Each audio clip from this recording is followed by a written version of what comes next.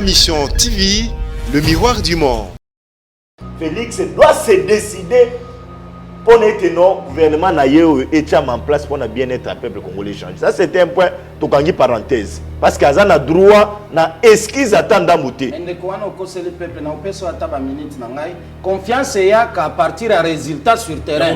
Résultat na no salamité, musala na no moko monanité. Yo comment le bopesi confiance ndeni. Peuple wapi atinde lo ba makamba ke petit Jacob. Et quand le problème c'est quoi? Ah déjà ndeko était. Ndeko était ni déjà eu 1 700 000 doses. Il y a ba vaccin on les a déjà. L'on en les a déjà. Oyo eko expirer dans 1 mois. Je me suis posé la question, je me suis dit pourquoi pas au préalable d'abord avant que ça ba commande wana ko eba na nous réalité ya likambu yango. Comme nous eloko yango vaccin ngo yebi nanu avant ça là responsabilité tumi balo bakufaki sima ya 1 semaine ou bien 2 semaines ya kozwa vaccin wana et ce qui est grave moko azala ki infirmière il y a 35 ans oya kufaki na makambo wana kasi yango petolobi pourquoi biso tozalaka kaka kosala mimétisme aveugle ou bien suivisme aveugle ya mwete tozwa ba vaccin wana. Pourquoi expertise na biso et sala kiteke et mekanano kolandelango est-ce que ezali malamu to eza malamu? Moi je suis d'accord avec l'État congolais n'enge bazui une mesure préventive parce que ça une mesure préventive ba suspendre yango nanu et que ba examiner yango so ba goûter que non et ali correct là on peut administrer la population. Tolingité nous avons perdu les gens pendant coronavirus to près de ressources bateau na kisi. Oh, ils ont une vaccin de Gonanga. Chef d'État, le bac, il y a un mot Azam Tadjane. Azam Mouto, en ligne, donner beaucoup plus de propositions. La analyse, il y a malam. Ayez du nouveau à Kinshasa, le complexe hôtelier Tremplin Royal sous Kanamasolo. Vous qui désirez passer des nuits inoubliables, l'hôtel Tremplin Royal vous offre un service de haute qualité. De chambres modernes répondant aux standings internationaux, salons et salles de bain bien équipées. Votre sécurité est assurée, les portes électroniques et même un coffre-fort dans la chambre. Tremplin Royal dispose d'un restaurant VIP, des plats de différents goûts à un prix hors conquérant, de boissons de toutes marques accompagnées d'une musique douce. Ce n'est pas tout. Pour vos déplacements, Tremplin Royal met à votre disposition une voiture pour tous vos déplacements et un groupe électrogène industriel pour faire face à la coupure d'électricité. Pour vos cérémonies de mariage, de collations, spectacles et autres événements, Tremplin Royal met à votre disposition une salle de fête de 300 places avec un décor de couleurs selon votre choix. Nous sommes situés au numéro 23 de l'avenue Aérodrome dans la commune de Barumbu. Référence stade municipal de Barumbu. Pour tout contact, appelez-nous au 081 570 78 00 09 98 55 22 96. Et Salimana Nouté, le complexe hôtelier Tremplin Royal, le confort et les nôtres sous Kanama Solo chez Tremplin Royal. Kanoka Kae.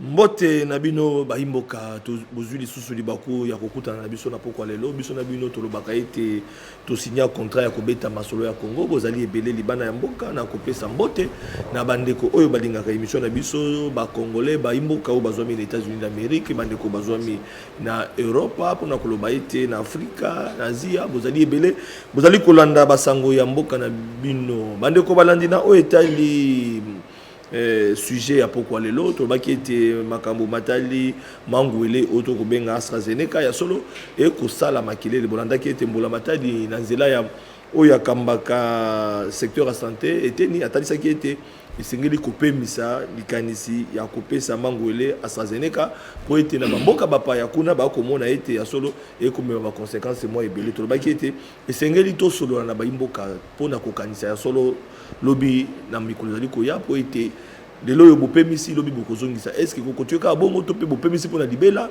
esengele zonga to ezonga te likamba covid-19 o bande ko balandi couvre il faut que koloba mape na bayimboka miso bakosenga ete esengele tata mokonzi mboka tala likanisi ya couvre il faut po e ko sala ete ba mama ebele balamba kala bakoka kolamba sute po ba kende koteka e ko créer ba problème mo ebele est-ce que esengeli kokoba ka kokuba to yebila note pe bo kolanda bino moko ba auto ko benga ba policier na butu ba ko kengela ka ba osa ba barrière po ete ya solo pona ko respecter couvre il faut makambo zali beli zali ko salema ya malamu te na ba o itali mama pinga to pe pona ba police ya ozo sala mosala to loba ki ete bande ko balandi makambo zali mo ebele na ba nungu to ko kapena makambo itali maponomi ya mboka na biso bande ko ba ko milengela ya solo kasi nanga ba muso ba bete sengeto ki na recensement ya mba ko kende ya maponomi ya solo ba muso ba bete non esengeli to le kambala moko na maponomi bande ko balandi zali pe sujet mais kasi loko zali na nungu to ko le kaka na mo lombango kasi to ko vendre mingi sujet na biso apoko lelo o itali vaccin to pe mangwele AstraZeneca nazali ngai moko te bande ko balandi na ndenga bomesano esengeli to solo na bayimboka bawo balingaka ya solo ko beta li solo pona bino bande ko balandi na loboko nanga mobali tozali na mwana mboka Armand Mukulu azali moko ya convention des Congolais Unis o ekama mambongo na mwana mboka la mère Mende Malangala na pesi mbote na mwana mboka Armand boyi malamu na plateau pourquoi lelo. Merci Ndeko Flavien. Eza ya ngai ndese mingi ya kokabola lisusu ebonga moko na bandeko na nga ba congolais de tolobaka biso toyaka a pona ba critique constructive. Atako baki na ngambo mo isika moko lingoma mona bandeko ya PPRD kasi lelo. Effectivement, la politique a toujours été dynamique. Bokati simbango na lombango to kobeta masolo ba. La politique a toujours été dynamique. Tozali et ipeka à côté ya Bayimboka et ipeka à côté. Tozali ka te bandeli biso to kobeta masolo. Donc il y a pas de problème. Tozali na mona mboka Bazempembe azali lombe wa mesani pe ko ya kana kati ya bitumba autre baka bitumba ya makanisi mwana mboka Bazempembe azali mokambi ya structure abengi dynamique le changement c'est maintenant et bongo azomi na kati ya lingomba FDC we kama makana mwana mboka bati ko bona pesi mbote na mwana mboka Bazempembe boyi malamu na plateau pourquoi lelo. Merci beaucoup Ndeko Flavien, merci na ba kongomani nyonso ba kolanda biso na sepeli ko partager plateau na bandeko na ngai na moni pe Ndeko Belesi ya FCC na éviter ce gars na FCC ngambo nini azalika sengo ko partager plateau nae et zali malamu je pense que nous allons passer le bon moment. Junior Bakokiela azali so muta ko présenter te bande ko balandi akomi habitué à émission na biso atako tabakutana kina mwana mboka Jamaïca samba ibise me yokaka mwana mboka Junior Bakokiela secrétaire mokambi ya lingoma babengi union fait la force kasi bango pe bazomi na libunga ya union sacrée babengi AFDC aboyi malamu mwana mboka yo soza moto akolakisa so mingi te po ete komi ya solo lokola toki koloba chef coutumier l'émission matondo mingi lombe Flavien na invitation pesi biso lelo zali esengo mingi pe moi mawa pamba te biso lingomba ya Équateur Grand Équateur tozali na mawa tote ko bungisa baoba Henri Thomas Lokondo Yoka digne fils ya ba congolais akomaki patrimoine national. Président ya parti na biso Constantin Bengele Union fait la force. Après singa indingisa na ya na Congo ya parti Union fait la force. Il a souhaité condoléances na ba ressortissant nyo soit province Équateur bazomi na Kinshasa na ba bazomi kuna na tuko Équateur na ville ya Mbandaka. Constantin Bengele a souhaité bino ba condoléances et puis alobi le Kondo Henri Thomas Zalaki grand frère na ye bazalaki na très bonne relation. En tout cas, ça qui est pas si mingi pe mawa, toujours c'est la programme matanga pour que IFF ba accompagner famille, mais également la souhaité de konangai Jean-Louis Massimango o ya komi bongo politicien. Ko bata mana casquette de la société civile tout ça a créé parti azali na mpasa. Alors moi mpasa azali parti o ya a koti bongo cofondateur azali cadre munene nande konangai belesi o ya PPRD et c'est un kabouana bango plateau lundi à l'élo. Matondo mingi. Voilà mon amoka Jean-Louis Massimango. Félicitations. L'élo yo ozali na katia lingomba babengi mpasa mouvement des patriotes pour l'action sociale africaine à base ya mikolo ya to koyamba yo na casquette na yo mais kasi l'élo nga na bengi saki lokola mokambi ya mouvement des jeunes quinois société civile na base ki l'élo kolonga chauve-souris. Merci beaucoup Ndeko Flavien.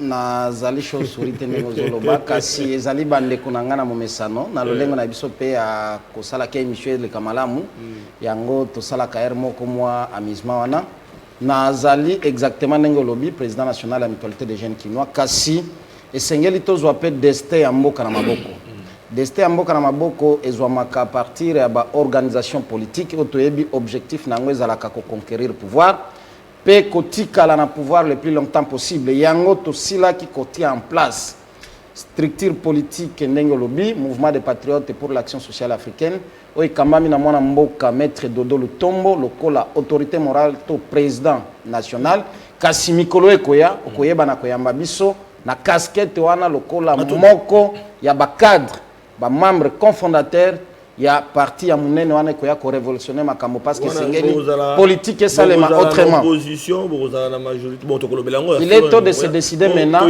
mais na kanisi ezali parmi ba parti oyo ko travailler pour na réellement bien-être ya Congo matondo mingi voilà mon mboka Jean-Pierre Belesi ezali ba biso to yamba yo na kati ya bingomba na biso awa to kundola spécial débat ya solo ozali moko ya balobeli ya PPRD yango bande ko pe batuni PPRD o api parce que babi ka PPRD biso basi ba katisa ki na chop chop bana union sacré mais PPRD biso babi batikana bango loyo na mwana mboka Joseph Kabila Kabange autorité morale et bongo yo to yibite pona bande ko bali ba yeba Ndeko Flavien na pesio matondi mingi na invitation na yo. Je pense que nous avons la première participation dans l'émission de Kundola. Nous avons profité en tout cas dans la même occasion de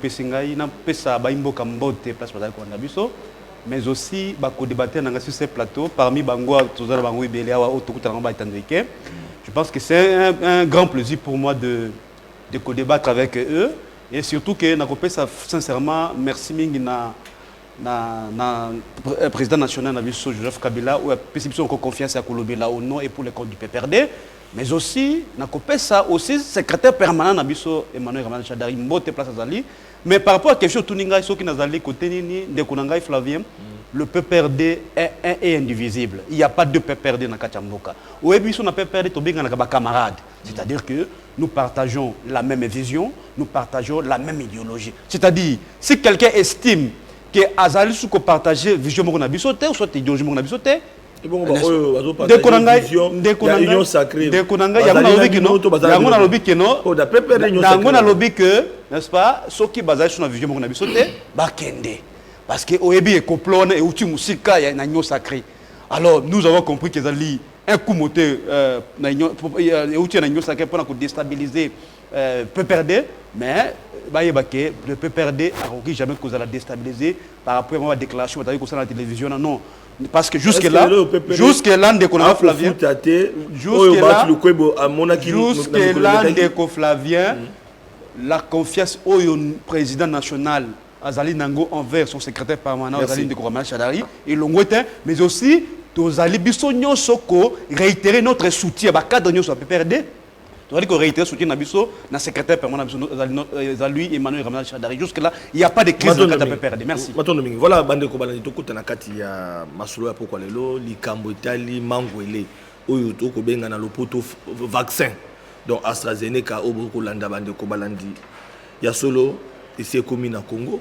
Kasi to moni ba conséquence na ba mboka o essayer bandaki bango pe bandi ko suspendre po ite ba ko benga ngo coagulation na lingala na bité makile ko kangama et puis bato ba ko kufa ka tant ba ko zwa mangole wana to ko banda na bande ko na biso ya la mer mende bango ba ramona ko mingi to ngito ka pe bango na 3 minutes motambo ko respecter miti na kotala ngonga ndenge zali ko kinde mwana mboka Arma Monkulu bolandaki likambo tadi vaccin na base ete bino bande ko union sacrée bato boyeli bato ba vaccin wana parce que yena ngonga de ko Félix Tshisekedi azoki na vision union sacrée na mbula di sama lokomde vaccin zana kisasa ndenge to koloba boy bon mbula matadi apemisi nano totala na ngambo esengeli to koba na sima ba mboka wana so ba fungoli bandiko po biso to meza makasi ka kokopie so bango bandiko zo biso bandiko zo so bango ba kati biso to kati na ebite lolenge wana union sacrée bo kumbela ka santé ya ba mboka ba congolais ka bo bon.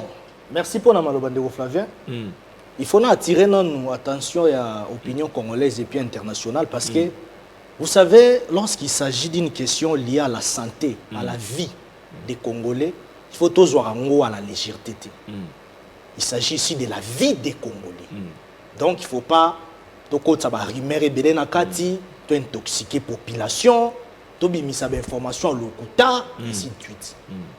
J'ai suivi avec beaucoup d'attention les ministres Teni, Oyo appelle ça qui officiellement le pourquoi il y a report, il y a date où ils ont fixé pour la vaccination. Vaccin on va bien AstraZeneca selon les études où ils ont poussé ailleurs, en Europe, au Danemark, il s'avère que ils ont un effet secondaire Yamakasi Yamabe. Et comment on a liwa? Oyo kokyo me mana liwa te, mais ça a effet Yamabe.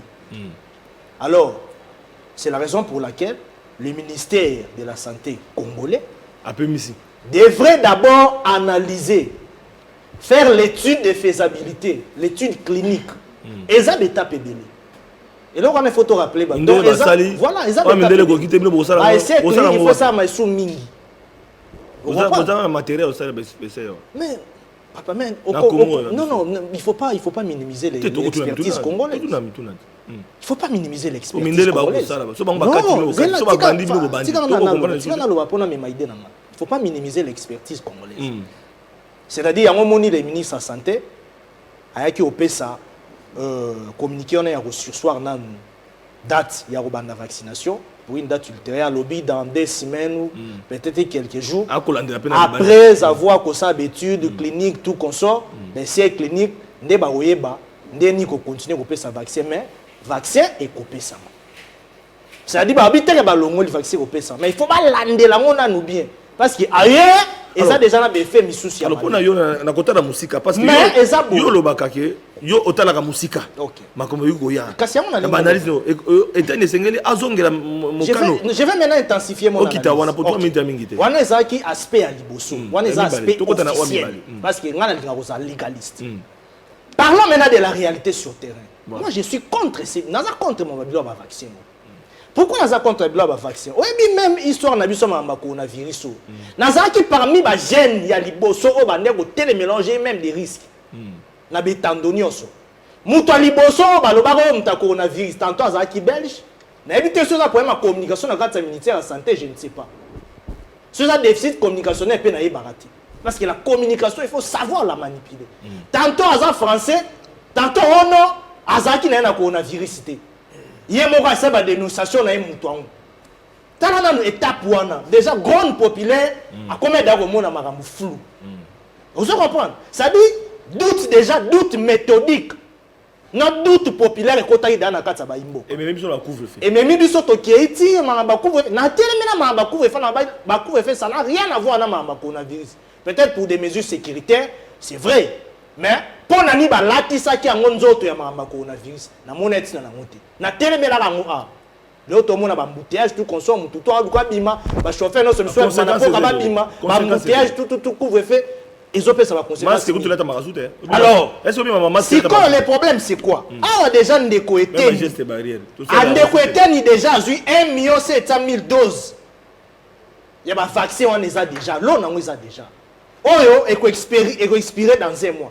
Je me suis posé la question, je me suis dit, pourquoi pas au préalable d'abord avant que ça va commande wana, koyeba na nous réalité ya likambu yango, komekana nous eloko yango vaccin ngo yebi nanu. Avant que ça là, ba bilo ba commande. Responsabilité. Et manque gagner pour le gouvernement. Mais responsabilité zali ya ici je suis en train de parler pays. Non. Moi, ici, je suis en train de parler pays. Union sacrée, mais même le chef de l'État, Azam Tabuzo Bati. Chef de l'État, le Bati, Azam Tadjale Bati. Azam Mouto, Aligny, tu as beaucoup plus de propositions. N'a pas analyse, Yamalam, 3 minutes. Bomba, 3 minutes. Nani na glissé pour la maramba ya nini ya nini baba maramba vaccin. Alors, ngai na rosenga bo. Toza pe na expertise congolaise. Net ande on a biso uti ko kufa les noms m'échappent. Wa uti ko kufa nani les pharmaciens là uti ko kufa. Mana covid déjà outa déjà ko bim. Ba te ko tester ngo pe ba moni pe ke eza pe na ba réaction ba résultat malam. Ndeko tenya sala ke ku mukanda. Pourquoi pas qu'on fasse qu'on encourager main d'œuvre congolais. Il fallait en réalité qu'on a viré ces personnes sur expérience. Parce que, on a la poto, ça dit rapport, ça dit rapport bétine. Oh non, et on a catastrophe en Afrique. Mais et ça le contraire. Bisous africains, tu as résisté les locaux. Il fallait peut-être que quand tu as d'études, que ça a cartographie générale d'une manière en Afrique. Que ça a un comité africain. Et ça, pourquoi pas dans le laboratoire de l'Abysso africain, qu'on peut sa marque et l'Abysso en Afrique, pour Abysso, tout le monde qui va dire qu'on a supporté. Pourquoi pas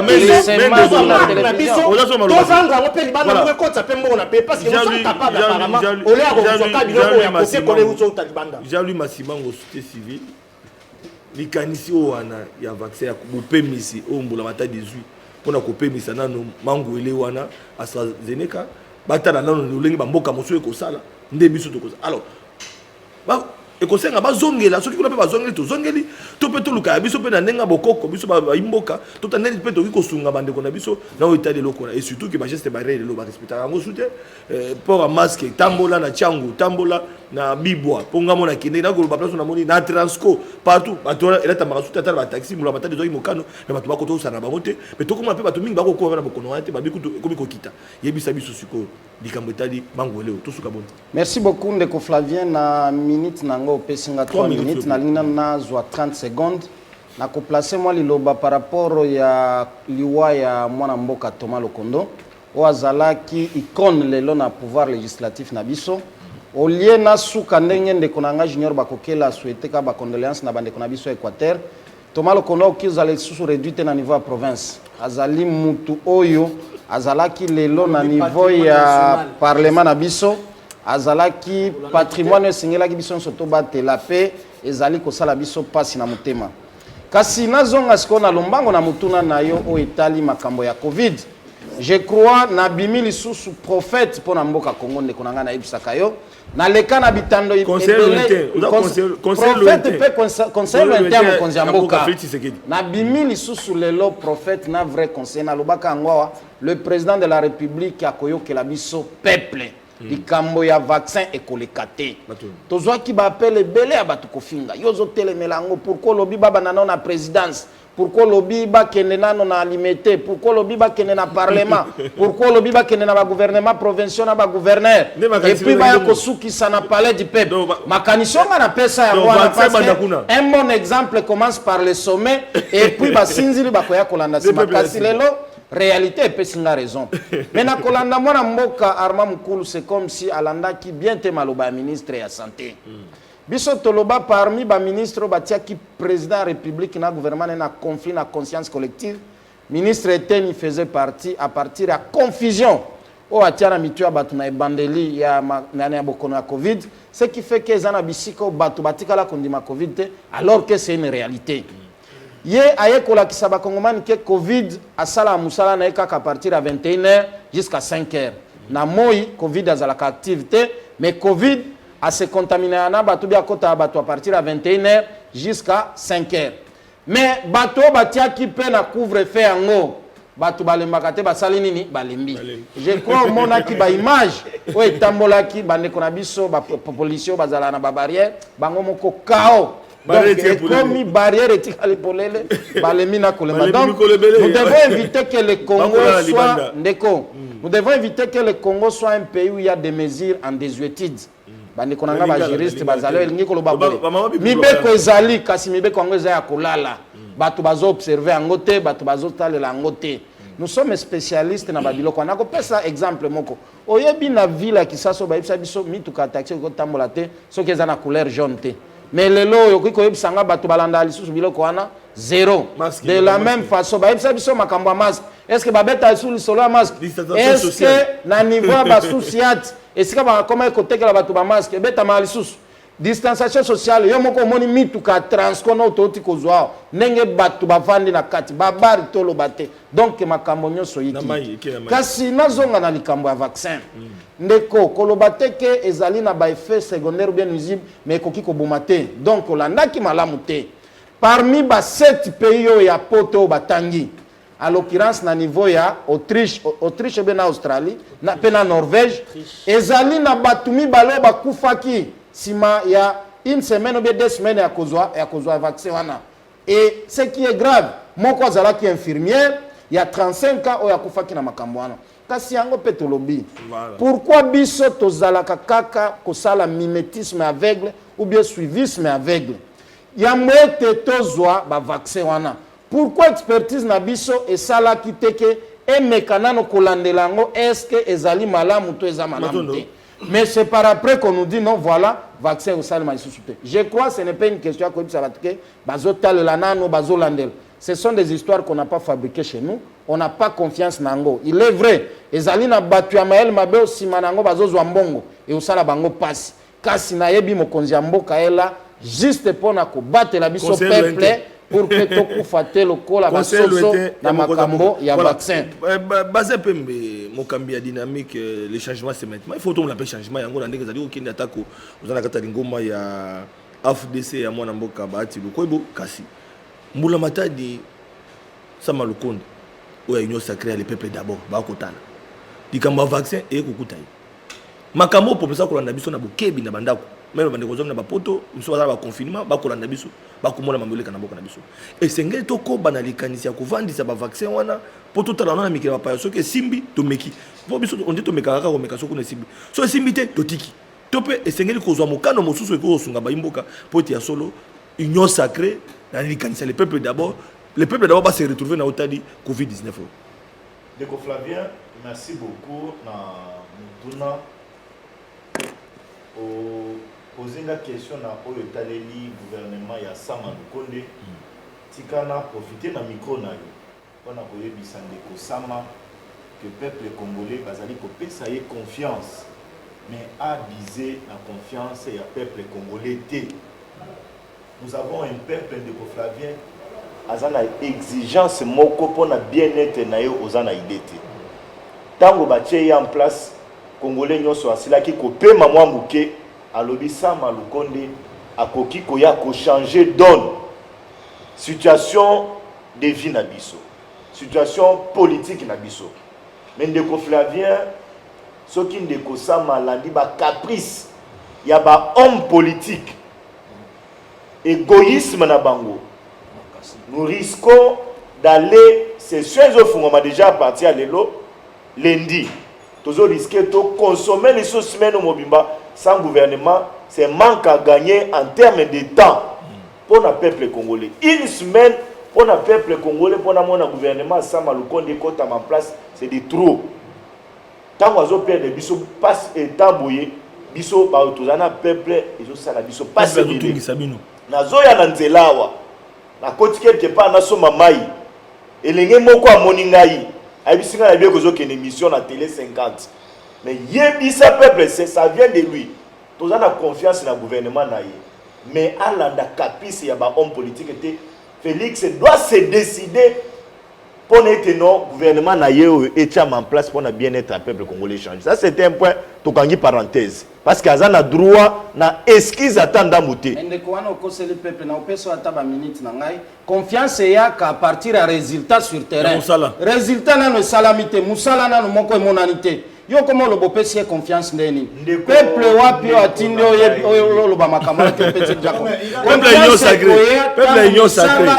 Peuple union sacré. Confiance koya par rapport à ba attente obiso tozozela na gouvernement. Voilà, parenthèse. Voilà, na protéger. Na protéger. Pouvoir ya de combattre na protéger. Ndeko Flavien il faut ta la ndenge zo na malobate arma mukulu ba démarcation ba idée na malobate ba minute to komenda ngo pa na bango ba grignoter ba minute na lingina yebisa Jean-Louis na lingina yebisa Jean-Louis d'abord avant ba institution et en place confiance à bato yaka d'abord na valeur ya mutu batali probité morale na ye ezandengeni c'est un élément clé ya confiance.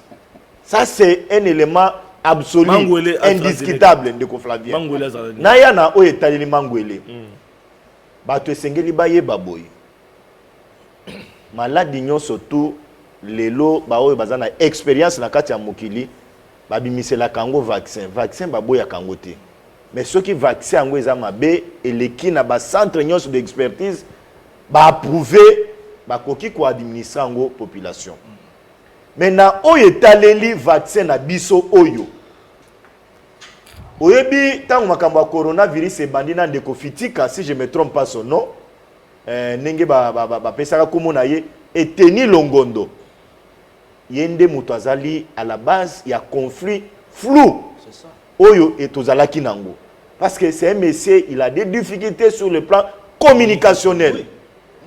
Et Tenis il n'est pas un bon manager et je me demande quel genre de médecin to tchaki na muto ya ministère wana parce que biloko ba vaccin boye c'est la sensibilisation la communication pour nous convaincre le peuple et c'est ngeli ko sensibiliser la population wana pour la bango ba effet secondaire oyo kisi wana ekoki ko apporter est-ce que zali na bolamu na nzoto na biso ou bien zali na bolamu te mais au stade actuel toujours copier coller coronavirus est un malade je me demande si na lelo sida vaccin nango etikalo mona te mais les blancs d'un coup dans une année ba yeli biso vaccin ya maladie ya covid est-ce que c'est un moyen un produit commercial est-ce que ça ba lobbying de bazali ko utiliser et ali ba question nga nazali ko se poser mais biso na Congo nous avons une expertise nous avons un laboratoire ya minene nous avons un médecin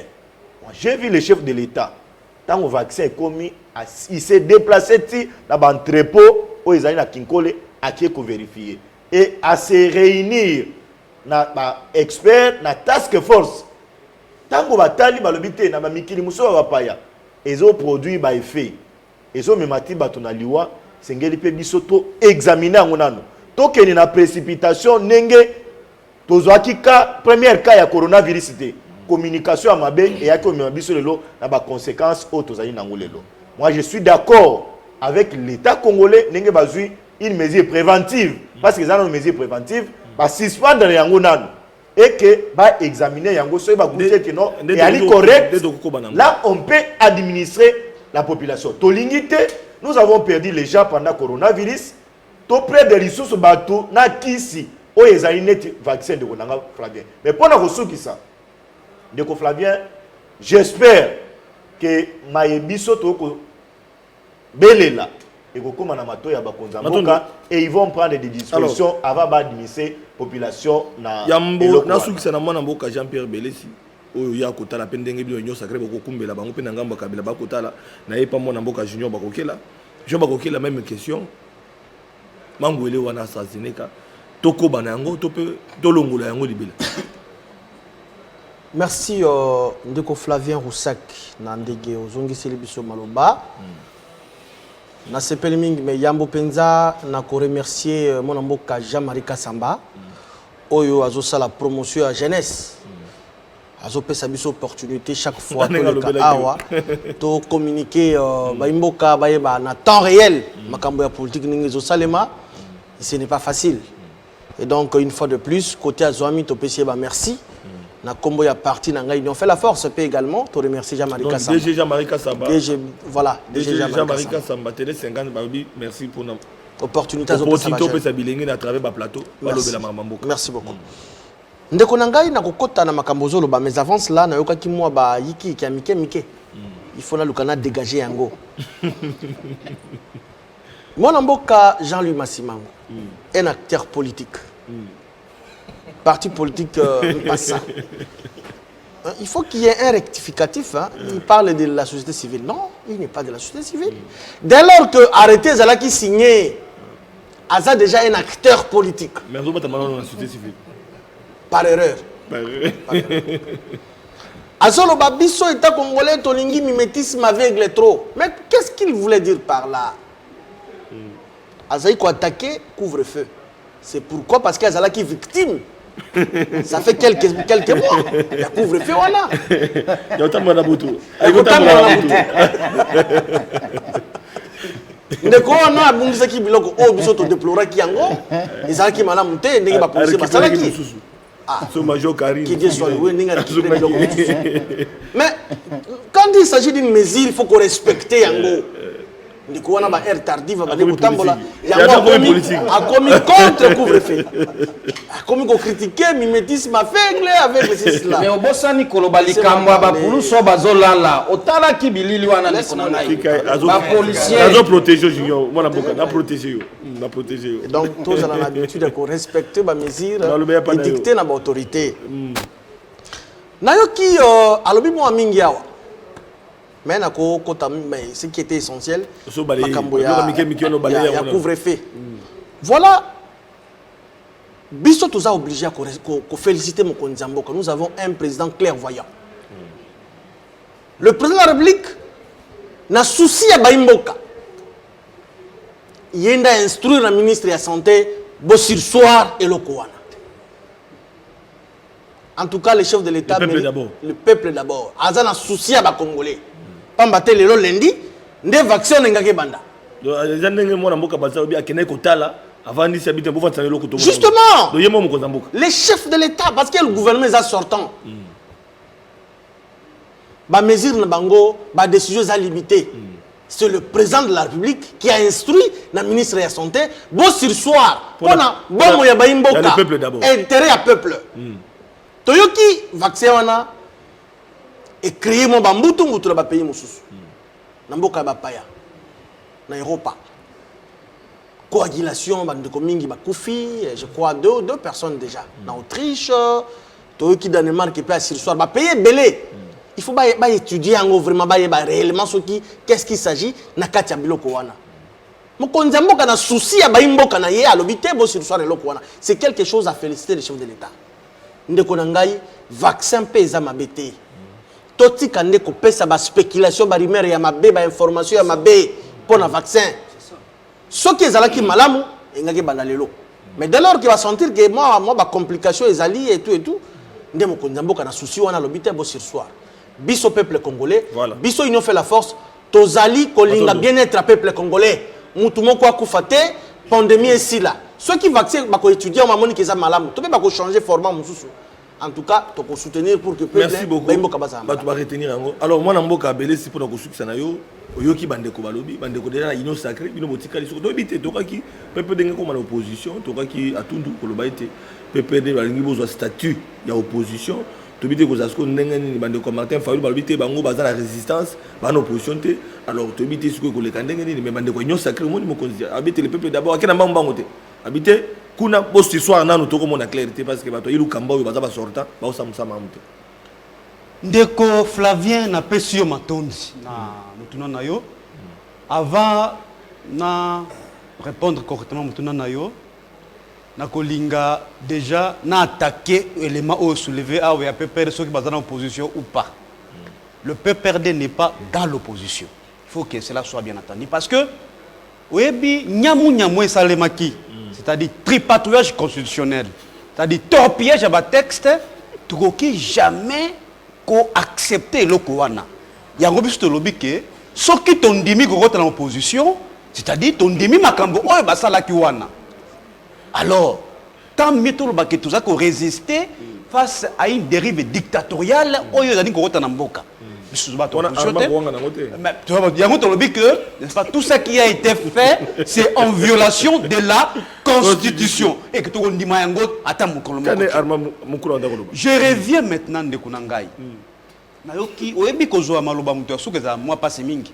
J'ai entendu tous mes co-débattants de vaccin. Mais, Flavien, il faut que déjà dès le départ, d'abord il y a maladie ou pandémie à coronavirus. Et si c'est qui moi théorie mingi ba msu ba non ils allaient ba théorie moko complotiste ils allaient qui tendent vers que ba réduire nombre de population sur la planète et le makiam ça c'est d'abord le début exactement et le à travers le monde mais aussi même vaccin oyo et qui n'a qui peut dans le sens où on a pour la global non en tout cas vaccin on a ça risque également il y a cause là un facteur il y a réduction de la population à travers le monde. Cela a été dit. D'où il faut que Batouba avec étude. Mingi, place wana. Mais aussi, Ndeko Flavien. Ndenge Arma Utukoluba Kino. Et c'était une commande du gouvernement sanitaire Arma. Ils allaient comment? Ils allaient dans les Nations Unies. Au bas, le gouvernement congolais. n'est-ce pas? Mais vaccin, on a des kunangai. Il y a des effets secondaires qui sont constatés à travers le monde. Et j'ai suivi des émissions sérieuses de Flavien. Il y a même des effets qui va se produire dans 2 ou 3 ans. Ah bon? Oui. David Pijadas, j'ai suivi une émission bien élaborée pour démontrer que les effets secondaires après 3 ans. oui, victime. Exactement. Victime. Donc là, il y a des inquiétudes très très sérieuses qu'il faut se poser. Mais aussi, Flavien, nous avons vu ici un docteur, un jet privé, un docteur Soki Mounyangi. Oh, il y avait baguette magique, kiss magique. Artemisia, n'est-ce pas? Tout est jet privé pour trouver une solution dans le coronavirus. Donc, jusque-là, parce que je l'ai vu une fois, dans côté c'est le Kuna à hectare, il y a Artemisia, quelle serait maintenant l'opportunité, il y a Bilokoana. Donc, ça, c'est un autre problème. Mais aussi, Tolandi, toujours,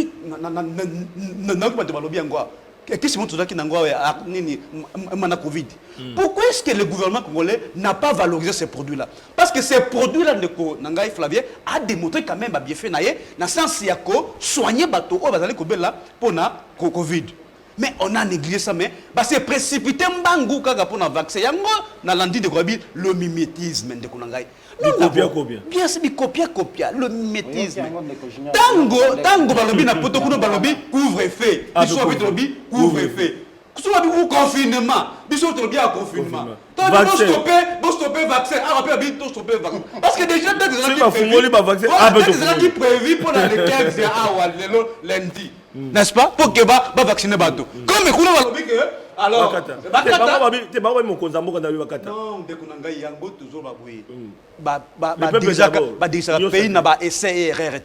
c'est ça la politique. Ce n'est pas sérieux. Vaccin Oyo, moi je suis parmi Batou Oyo Boyaki vaccin Oyo parce que j'étais informé sur les effets secondaires de Makam Oyo. Et moi je demande à la population de ne pas être prête. Il y a un vaccin Oyo. Parce que jusqu'à là même le niveau, à Potokuna, il y a le vaccin, c'est que la présidence, et qu'il y a des membres du gouvernement, et qu'il y a le parlement, je partage à 100% cette analyse-là de Kunangai. Pourquoi? Parce que l'exemple doit venir d'en haut. Tout le monde est à travers le monde. Tu vas faire un exemple pour rassurer, n'est-ce pas, le reste de la population. Tout le monde dit dans la Rwanda, Paul Kagame. Kagame, à qui vous à quel vous de la Russie? Dans ces conditions bien sûr, à la question, mais dans le petit peuple. Vous voyez? Le peuple d'abord, donc, ce n'est pas sûr. Après, les qui n'ont parlé, le gouvernement, ça m'a le condé. Ah voilà, donc, ce n'est pas sérieux et que, n'est-ce pas, coquille jamais qu'on a vaccin. Parce que déjà, j'ai suivi un documentaire, et que non, vaccin fait dans le secondaire, très très important, des formations faciales. Oui. Ça dit, ce que je viens de faire, c'est que déformer ou soit longue. Alors, comment peut-on accepter que le peuple congolais, Azala, n'est-ce pas, Azala vaccine et pourtant, nous avons des intelligences ici, nous avons des experts pour que dans les moyens bien sûr. Et j'ai suivi Ndekonangai, Flavien, je suis par là. Oui. Une dame, la fille, il y a docteur Chikuku Fao, qui a fait des déclarations graves. Elle est menacée par rapport à un produit. Il y a Covid. C'est pour vous montrer qu'il y a des multinationales, il y a des gens qui sont derrière ça. Et puis, on ne peut pas tolérer ça, mon cher ami. Donc, il faut que, en tout cas, et le vaccin, déjà, tout boya yango, et que le peuple congolais a la vaccin. Na base to tikala ngoso mingi te na base. Alobi eloko moko ya mutu ya na linga na placer. Parce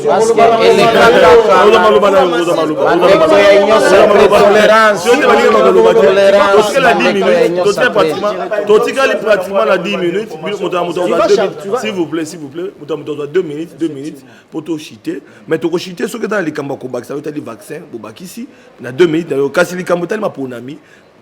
Débat ezali entre bandeko ba lui photo qui na recensement to monaki mwana mboka Corneille Nanga akende kokutana na mwana mboka Mboso pona kotalisa ete engeli kokende déjà kotia maboko na seni pona kokende na maponami mais na ngambo mosusu bandeko nipi bao bate recensement esengeli kosalema po ete tosala ba élection ya malamu ndenge tolingaki tokipe bandeko na formation politique pe bakopesa makanisike esengeli tokende après 2023 po ete recensement ekozwa yango moko 3 ans 2 ans 3 ans ya recensement donc tokolongwa na date wana yango mo pe basango balobaki ete tokeba na maponami to respecter calendrier électoral to boy attention kende alors na 2 minutes lokolo ezali kaka na kati ya mangwele na biso pe boko chite na likamotali mangwele mutu amutapesa makanisi na 1 minute peut-être pesa makanisi pa chite na likamotali mangwele parce que ngonga na biso esili na bana armand mukulu merci 2 minutes gérard merci ndeko Flavien na gérer temps na mangwele tout subservant ndenge moko pe na sengi na ndeko Jean Louis ya discipline po arosa ela pe ngonga na ye ndeko Belesi alobi non eza don ya Nations Unies oui ndeko moi j'ai parlé comme un intellectuel ngala lobi makambo ya commande gouvernement oui nayebi que ça don ya Nations Unies wana toyebi mais commandé par les gouvernements c'est ça mais oui c'est ça papa Nations Unies nda imposé biso marque wana te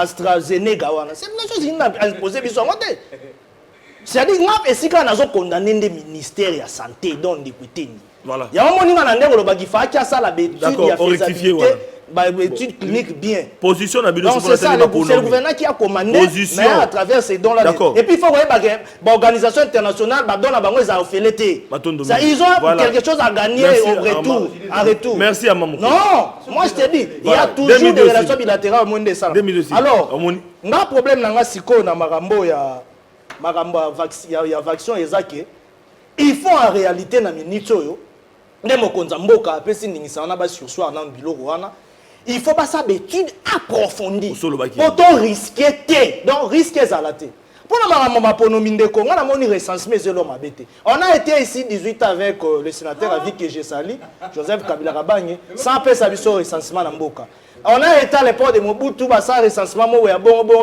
mais et ça m'a raté toye kasavu beaucoup kala déjà avant Mobutu ça m'a raté mais ndeko Kabila ba chake sous pression recensement za la tête que na mais c'est constitutionnel oh recensement constitutionnel na lobi boye ndeko Kabila tango bino mende bozaki na ndeko Kabila ba chaka bino pression na bandeko bana mabongo na lelo esengeli toke na maponami parce que moi je suis en train de parler c'est ezalaki lelo bisme comme elengi donc pour na mende lelo bisme comme elengi ce n'est pas elengi mais ça va passer pour c'était à kozonga bandi ko critiquer non nous on n'est pas dans ça comme maintenant va débat des candidatés le problème c'est que recensement est constitutionnel recensement est malamu lelo on a 4e cycle électoral si lelo tout ça a recensement moteur sur votre toye banane élection après 2023 toye ba nombre réel mais sur même PIB toye banani même ya ça PIB na biso sujet na biso la fois prochaine ba zela les études ont démontré que dans 16 mois recensement ko sala au plus même tout au plus même même 2 ans et ça maintenant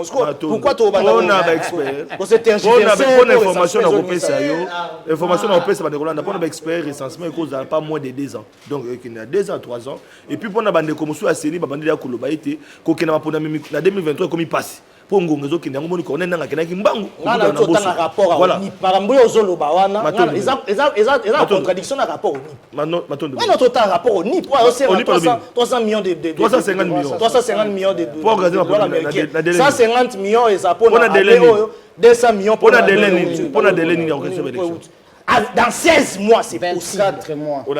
16 mois, vous serez belé 24 mois. Pas moins de 2 ans, papa. 16 mois. Ok, il a raison. Donc, à peu près 2 ans. Ok, pas moins de 2 ans. Bino va politique. Bino va population Bino va politique. Population donc, nous trouvons vraiment des cas d'électeurs. Quand l'électeur est ici, comme ça, il fallait après l'élection. Au moins, il y a des gens qui défendent des gens. Ndeko Flavien, d'abord, on a Yebisayo. Ndeko Flavien, qu'on a un message et un talk, c'est pas population. Oh. Aux journalistes, c'est pas la journal. Non, Flavien. C'est ça. Nous sommes à Télé 50, une chaîne suivie. Yokanga Flavien. Alors, bon, on a les journalistes. Posez tout la population. Répondez. Si vous êtes d'accord, oh là là. C'est la protection. Bazar Lobako. Bazar Pela Mambako Loba. Ngana tulika mutuna.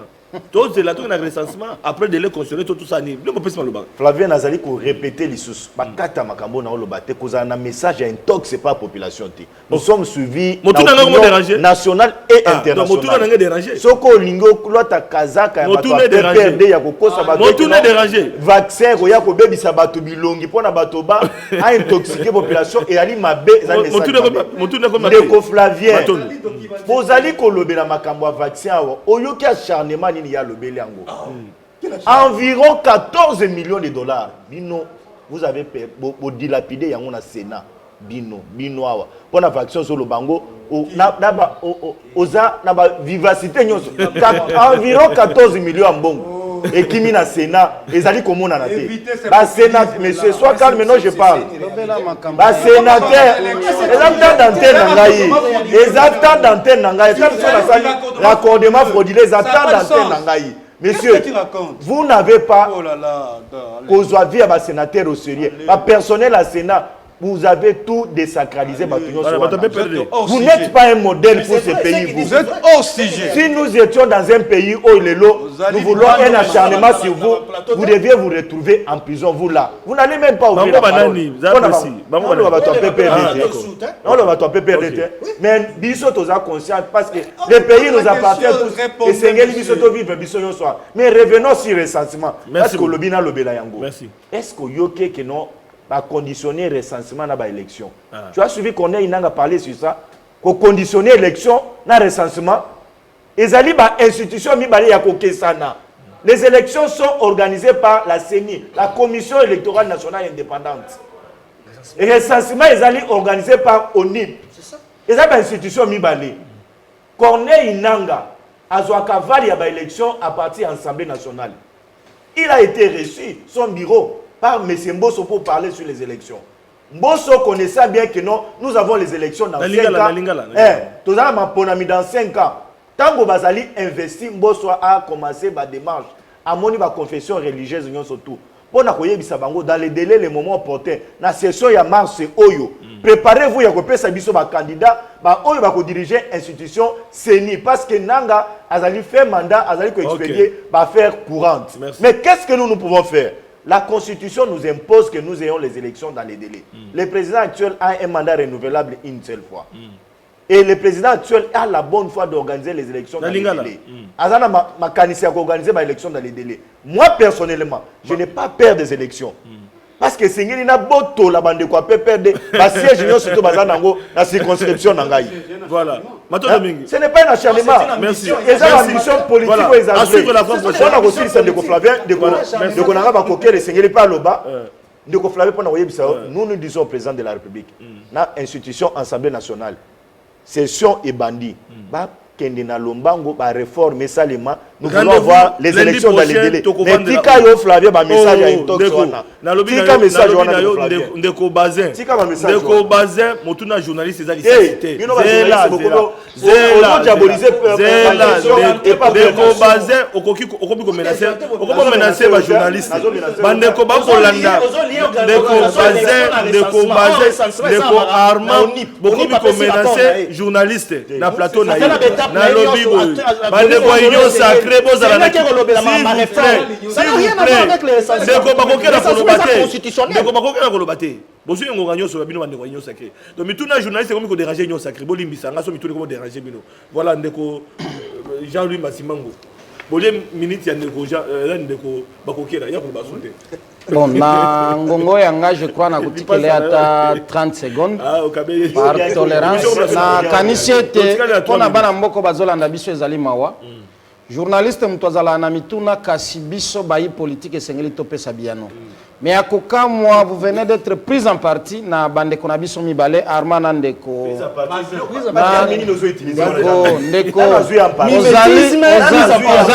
ozali mutu ya mibeko yebi ce que je voulais dire par là ezali malamu te soki ezali na eloko ya korépondre te esengeli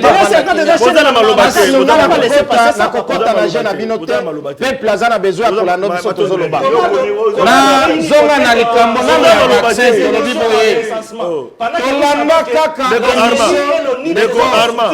ne sommes pas dans l'anarchie. Ceux qui m'ont dit vous devez vous taire. Vous allez dans la anarchie. C'est une émission suivie par des responsables. Union sacrée, ça peut état des droits. Liberté moninga koloba. Merci beaucoup pour m'avoir protégé. On rappelle pas que état des droits. Na bandaki koloba na likambo etali vaccin. Tolanda kaka na plateau ya Télé 50. Mwana mboka munyangi ndenge konanga lobi qui avait démontré le danger par rapport au vaccin lelo bande konabiso bazokumisa. Et aujourd'hui réalité et pesibiso raison. Tokoki kotala au-delà soki bazali sérieux balanda ki ba émission ya libanda esika biloko euti parce que salami epana bisote. Balobi kozala pena ba conséquences na ba génération future, na génération présente na etali mabota. Et qu'on peut bloquer reproduction pour battre ma botte à terre. S'il vous plaît. Ça ne vient pas de moi. Ça vient de Arma, c'est la fin de l'émission. Arma, il y a un mot de la fin. Est-ce que tu peux respecter les estimations? Arma, émission est s'il Union sacrée, s'il vous plaît. Là, ce sont des estimations. S'il vous plaît, communiquer avec le peuple. Wana na likambo etali likambo ya Covid. Une minute. Nazonga siko na likambo makonami. Na lingina rasire bana mboka. Et j'ai confiance au président de la République na 2023 élection ekozala. Et loko ndeko bazan uti koloba ke tangu président Corneille nanga kutana kina mwana mboka mboso que ba élection ekosalema dans 5 ans. Non, peut-être na koloba na ya lombango abosana que nous sommes déjà en plein mandat ya mwana mboka Félix Tshisekedi et que mandat na ezosila na 2023 constitution et prévoir que na article 70 soki ba ponio 5 ans et okoki ko renouveler yango une seule fois. Donc esengeli toyeba musala ya ONIP na musala ya seni ezali misala mibale différent. ONIP ezo concerné kongomani nyoso. Ozala ovanda kawapi, ozala osala kanini esengeli yango ne pesa biso. Nous avons par exemple 80 millions de Congolais ou bien 100 millions de Congolais. Par contre, seni etali catégorie ya bato bati ba atteindre âge à majorité pour que bazala soit ba électeur soit bazala éligible. Merci beaucoup. Moi Namboka. Et ça n'était pas si difficile pour Nabande Konabiso pour boye sa peuple makamonenge zali. Ozana malobate union sacrée peut perdre ce que zoloba. Union sacrée. Union sacrée. Peut perdre des zoloba sigo. Na kolingana répondre rapidement de ko arma pour na koloba que ndeko Joseph Kabila ou alinga a fustigé les lots avait levé l'option ya kosa la recensement na mboko. Mais vous allez représenter les lots, vous avez ça et recensement. Donc il faut que bango. Mais je reviens maintenant à la question la plus importante de il y a recensement. Parce que en fait, Ndeko Flavien, au début que ce que les lots recensement parce que à la loup vont les choses, on risque de ne pas avoir les élections dans l'état réel. Tant mieux pas soulever la question recensement. Alors, mon cher ami, élection Ezali et l'Okumoko Oyo Ezali très importante parce que elle permet. Bon, elles permettent, si vous voulez bien, le peuple de s'actionner par dirigeant dans Bango. Là, si ça ne découvre Flavien. Et les lots, pourquoi est-ce qu'ils ont peur, mon cher ami? Parce qu'ils savent qu'en termes de bilan, en termes de discours, élection, en termes de discours, ils n'auront aucun bilan, aucun discours à présenter au peuple congolais en 2023. Il y a un moment où monter tous ces stratégies, mais pendant il faut d'abord l'élection. Par contre, qu'on y a, permettez.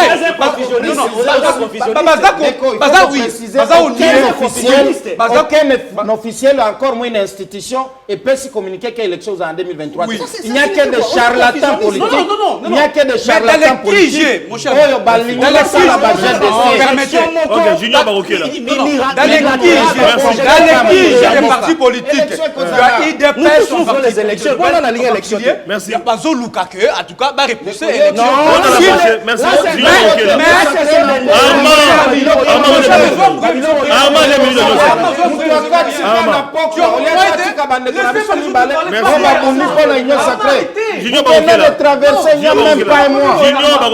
Alors, je termine. Non. Aussi, c'est déjà. Il y aura l'élection. Aussi, c'est déjà. Non, pardon. Il n'y a pas seulement une minute. Alors, on disait ceci, mon cher ami. Nous voulons que les élections s'organisent en 2023. Récemment, à proprement parler, mon cher ami. Mais il ne faut pas que cela nous serve de prétexte. Voilà. Pour l'élection, ils ont la tenue en 2023. Nous voulons que le calendrier électoral, ils allaient respecter. Mais aussi, mon cher ami, élection, c'est un processus. Il faut total aussi en termes, il y a un facteur temps. Est-ce qu'on a encore suffisamment de temps pour que tout le monde discuter awa? Voilà, parce que les processus, de la déclencher. Merci. Ça m'appelle à niveau Oui, le processus de la déclencher. Parce qu'il y a plusieurs étapes pour arriver à la local. Mais à la nouveau, les choses, mon cher Flavien, il n'y a pas des assurances qui nous font que tu crois que l'élection sera 2023. Parce qu'il faut d'abord que, n'est-ce pas, choisir l'animateur jusque-là ça traîne. Il faut doter la loi. Jusque-là ça n'arrive pas. Mais aussi le financement, c'est très important. Mais avec les 2 ans ou 3 ans qui nous restent, est-ce qu'on aura suffisamment de temps? 2 ans. Est-ce qu'on aura suffisamment de temps pour y arriver? Ce sont les vraies inquiétudes. Voilà. Merci. Semaine prochaine.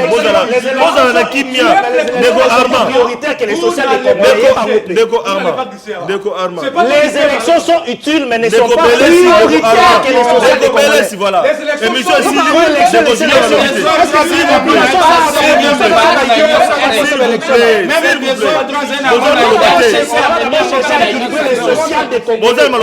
Merci.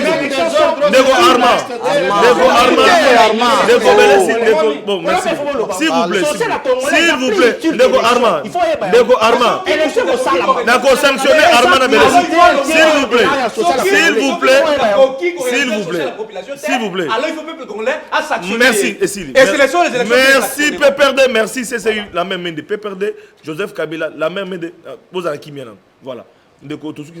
C'est vraiment, c'est une déception. C'est une déception d'abord. Comment un comportement, il y a peu perdu. Baza pour afficher la plateau à télévision. C'est une honte. Je l'ai dit tout haut. C'est une honte. Merci beaucoup. S'il te plaît. Toyokana. Ok. L'émission est civique. Bisso, Union sacrée de la nation. Voilà. Parti politique na Bisso, Union fait la force. Toloba qui yango na ba plateau sur la télévision. Nous sommes d'accord pour le recensement, mais yango est handicapé tenir l'élection. Alors, bandeko bazako boya élection. Bandeko bazako boya recensement local là-bas. Jean-Louis Mosimango.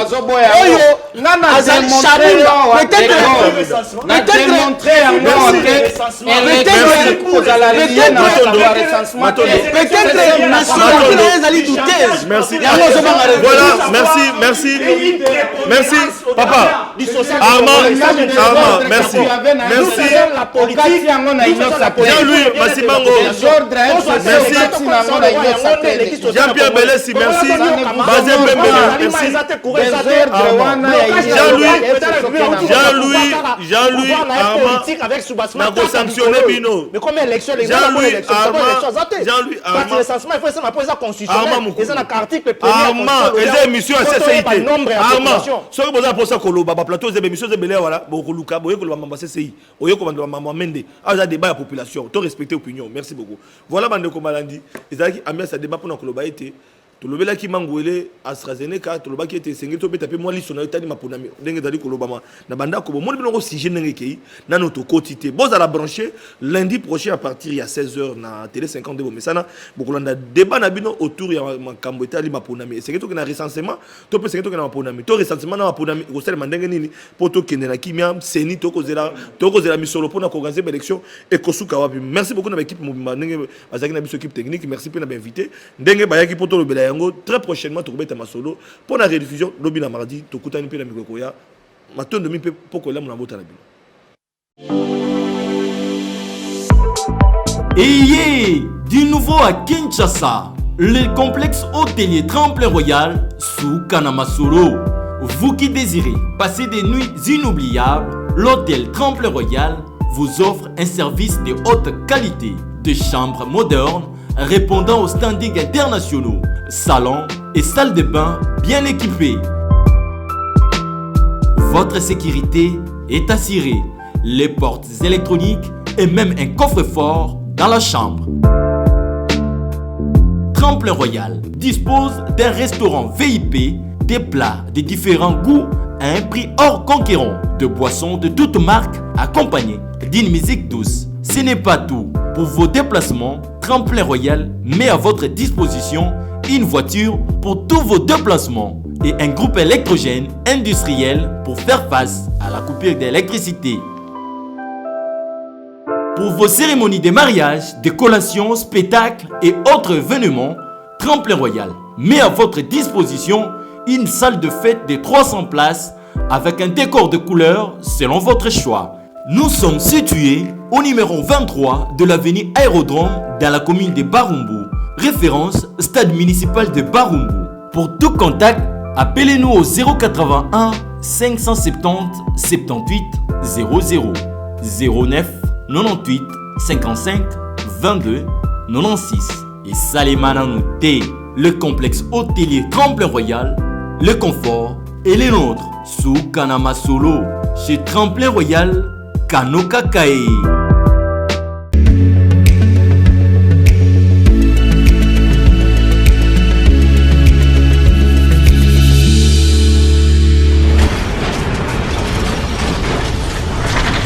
Ma mission TV, le miroir du monde.